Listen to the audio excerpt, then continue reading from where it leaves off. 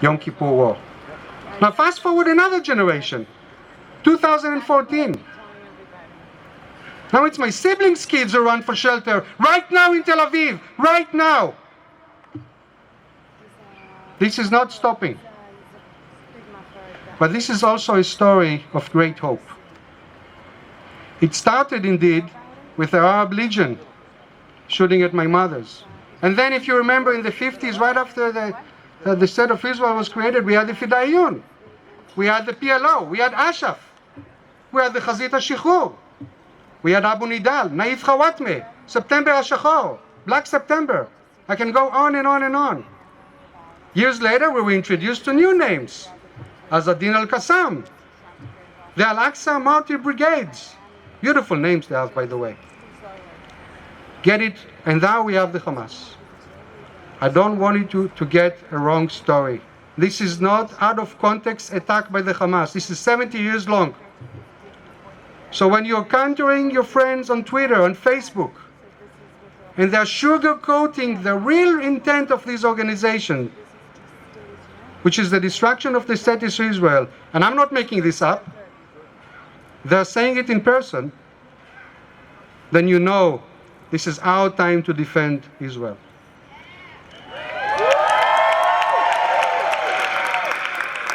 And this is why we are here. We are here for two reasons. Reason number one is to stop the violence. Let's put an end to terrorism. Let's bring peace to Israel. The second reason, very, very important. And before I say that, all these Palestinian organizations that I mentioned a few minutes ago, they do not exist anymore. Have you noticed that? The Hamas too will disappear because Israel is strong. And the most important reason we are here is to support the people of Israel who deserve to live in peace, who deserve that the kids can go to summer camps without worrying, without raising and growing up with the fear of rockets. So I want us all to come together and say again, Shalom Boston! Stronger, Shalom Boston! We have two more speakers here today that I would love for you to come in here. One is the Consul General of Israel, Yehuda Yaakov. Consul General Yaakov will bring some words from Jerusalem, but more importantly, he will carry back your support to Israel where it belongs and where it deserves. Consul General Yaakov.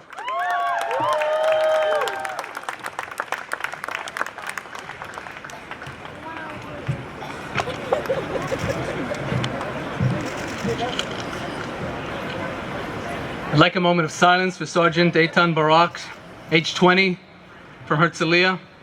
May he rest in peace. Yehי zichro baruch.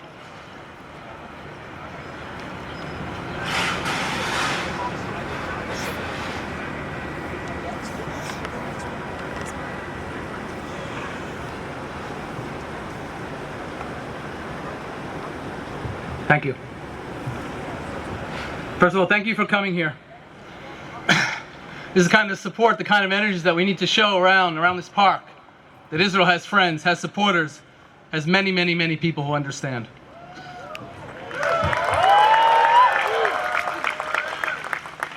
I want to tell you a story. It happened this week. Earlier this week, 13 Palestinians, and it's not what you think, 13 Palestinian children from Gaza and the West Bank were admitted to an Israeli hospital in Tel Aviv. They went there to get life-saving heart operations. One would assume that because of that, they will live to see tomorrow. 2 days later, 13 Palestinians, not children, but 13 Palestinian Hamas terrorists popped up from a tunnel en route to murder and butcher the residents of one of our communities right along the Gaza border. And thank heavens and thank Tzahal, they didn't get to where they wanted to get. Which raises a question. We are all concerned about the lives of innocents. We are. It's sincere. And we recognize that the Palestinians in Gaza are hostages to an Iranian-backed jihadi garrison, which was established in 2005 when Israel made a complete withdrawal from the Gaza Strip. And now is a menace not only to Israel, but to many, many others in the region. And we warned. We warned that this would happen. We've warned a lot of things. And now we have to warn, while we're concerned for those children's welfare, shouldn't we also be concerned for their minds? Or in other words, will those 13 Palestinian children who are undergoing heart operations in Tel Aviv, when they grow up, become 13 Hamas terrorists? The only way to avoid that is for the eradication of the ideology and hate and violence that has developed in the Gaza Strip.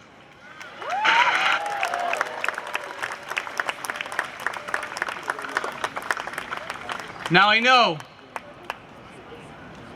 we like to talk about turning swords into plowshares. And having been in the infantry myself in Golani, having two daughters who've gone through the military themselves, and countless nieces and nephews and others in the IDF, nobody more than me would like to see that. Let's not be naive. You know, we've been very, very lucky, very blessed by Iron Dome. And it is truly one of the greatest partnerships we have, the United States of America, truly our best friend in the international community. And if it weren't for Iron Dome, many, many Israelis would be dead today. And many, many Israeli cities would be destroyed today. But sometimes it's not enough to defend yourself passively. You have to defend yourself actively. And so today, it's not enough for plowshares. We need swords. That is not our goal, however. I promise you that tomorrow we'll return to peacemaking. We'll return to efforts to turn our swords into plowshares. But today, we need our swords so that we can defend our civilians, Muslims, Christians, and Jews. Thank you very much.